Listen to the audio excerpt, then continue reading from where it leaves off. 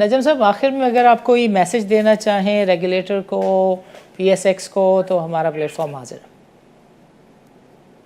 देखिए, पीएसएक्स का जो वीकनेस सबसे बड़ी रही है ना, कि वो ये रही है कि ये बिल्कुल ही एक इनइफेक्टिव बॉडी के तौर पे रहा है पिछले मैं समझ रहा हूँ 10-15 साल से, बल्कि ज़्यादा 20 साल से लगा रहे हैं। क्योंकि जब से इस पे इंडिपेंडेंट डायरेक्टर्स आए थे, वो तजर्बा मेरे हिसाब से इसलिए कामयाब नहीं रहा। इसलिए कामयाब नहीं रहा कि उन इंडिपेंडेंट डायरेक्टर्स का कोई स्टेक ही नहीं था स्टॉक एक्सचेंज में। वो सिर्फ आते थे और मीटिंग अटेंड करके चले जाते थे। राइट। क्या मतलब है, ना उनका कोई स्टेक है, ना उनको स्टॉक एक्सचेंज में कोई दिलचस्पी है, ना उनका नॉलेज है। मैं ये नहीं कह रहा, मैं I am not trying to say कि जी इंडिपेंडेंस नहीं, डायरेक्टर्स की इंडिपेंडेंस नहीं होनी चाहिए, बट इंडिपेंडेंट डायरेक्टर का मतलब ये नहीं है कि आप अनरिलेटेड लोगों को उठा के मार्केट में बिठा दें जस्ट बिकॉज कि उनके नाम अच्छे हैं या वो पावरफुल लोग हैं या ये कि वो मशहूर लोग हैं। पूरी स्टॉक मैं समझता हूँ, आप 3 इदारे देखें तकरीबन, आप थोड़े से फर्क से क्रिएट हुए हैं, जिसमें सीटीसी है, automated exchange and national clearing company. ये 2 इदारे तो कहीं से कहीं निकल गए, सीटीसी और एससीसीपीएल। ये जो स्टॉक एक्सचेंज है वही की वही फंसी हुई है। इसकी लिस्टिंग कमेटी में क्यों ब्रोकर्स को बिठाया जाता था, मेरी आज तक समझ में नहीं आई। क्यों बैठते थे ब्रोकर? ये तो सारी की सारी स्टॉक एक्सचेंज की मैनेजमेंट की कमेटी होनी चाहिए, जो इसकी लिस्टिंग के लिए कमेटी थी। तो बहुत सीरियस गवर्नेंस के इश्यूज रहे हैं इस एक्सचेंज के अंदर। उसमें एससीसीपी भी पूरी तरह जिम्मेदार है, क्योंकि हो ये रहा था कि पीएसएक्स परफॉर्म नहीं करती थी या वो अपना रोल अदा नहीं करती थी, तो फिर उसको माइक्रो मैनेज एससीसीपी करता था। बजाय इसके कि इस इंस्टीट्यूशन को स्ट्रेंथन किया जाता, एससीसीपी ने वो रोल खुद अडॉप्ट कर लिया और उसको वो चलाने लगे डेली बेसिस। ऐसे नहीं चलती इदारे, उनको अपने पाँव पे खड़ा होना दिया जाए। ये बड़ी अच्छी खुशाइंद है कि फारूक खान की और नासिर की अपॉइंटमेंट हुई है। अब जरा इनको ये कंप्लायंस पे भी देखें। और देखिए, अभी तक एक बड़ी वीकनेस रही है कि स्टॉक एक्सचेंज की जो एनफोर्समेंट साइड है बहुत वीक है। एनफोर्समेंट जो है वो सिर्फ एससीसीपी का काम नहीं है, फ्रंटलाइन रेगुलेटर पीएसएक्स है। अगर ट्रेडिंग में इनसाइडर ट्रेडिंग है या और शेयर मैनिपुलेशन है, इस किस्म की चीजें सबसे पहले एक्सचेंज को देखनी चाहिए। एक्सचेंज में कभी भी इतनी हिम्मत नहीं रही कि अपने ही रेगुलेटरी के खिलाफ एक्शन ले सके।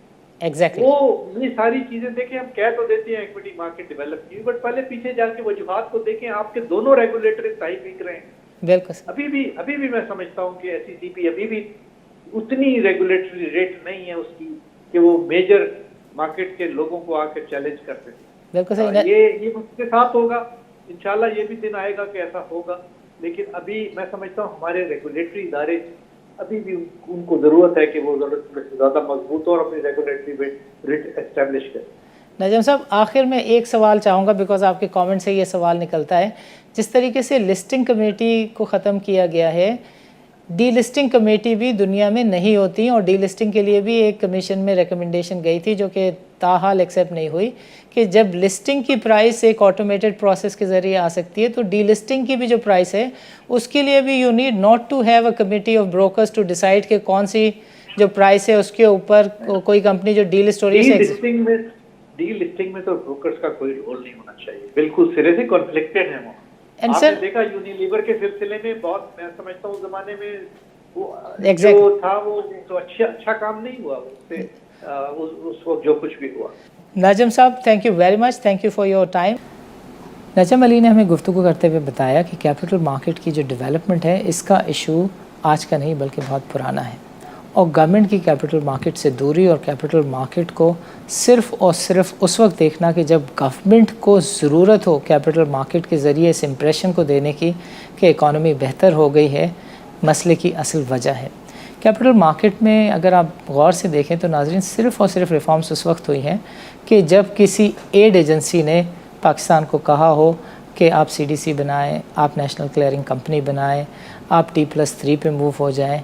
इसके अलावा हमें हमारे रेगुलेटर मिनिस्ट्री ऑफ फाइनेंस की जानिब से कोई यकसुई के साथ प्लान या डेवलपमेंट की स्ट्रेटजी नज़र नहीं आती। नजम साहब ने जो बुनियादी चीज़ की निशानदही की वो था रेगुलेटर पर ट्रस्ट और कॉन्फिडेंस। नजम साहब ने बताया कि NCCPL और डिपॉजिटरी कंपनी भी तो आखिर इसी निज़ाम का हिस्सा हैं, वहाँ पर इतनी ट्रांसपेरेंसी और इतने बेहतर मैनेजमेंट के उमूर आखिर कैसे चल रहे हैं। उनका सवाल था कि एक्सचेंज की मैनेजमेंट और सिक्योरिटीज़ एंड एक्सचेंज कमीशन की जो गुडविल है वो एक ऐसा सवाल है कि जिसको गवर्नमेंट ने ठीक तरीके से एड्रेस नहीं किया, यानी गवर्नमेंट की तरफ से गवर्नेंस के कॉन्टेक्स्ट में इन दोनों इंस्टीट्यूशंस को नज़रअंदाज किया। हम देखते हैं एज अ रिज़ल्ट कि कैपिटल मार्केट में आए रोज़ एक के बाद एक क्राइसिस आते रहते हैं। नजम अली ने हमें बताया कि 2001, 2005, 2008 ऐसे क्राइसिस हैं कि जिनकी यादें लोगों के जहनों और दिलों में आज तक ताज़ा हैं। लिस्टिंग और डीलिस्टिंग के कॉन्टेक्स्ट में नजम अली ने बताया कि यूनिलीवर की यादें अभी तक लोगों के जहनों में हैं कि जिसमें जो ब्रोकर्स हैं उनका किरदार जो है वो मुनासिब नहीं था डीलिस्टिंग की प्राइस के तयन में, डीलिस्टिंग के प्रोसेस में। और आज भी अगर डीलिस्टिंग कमेटी मौजूद है तो इस पर भी जो है वो नजम अली ख़ाइफ़ दिखाई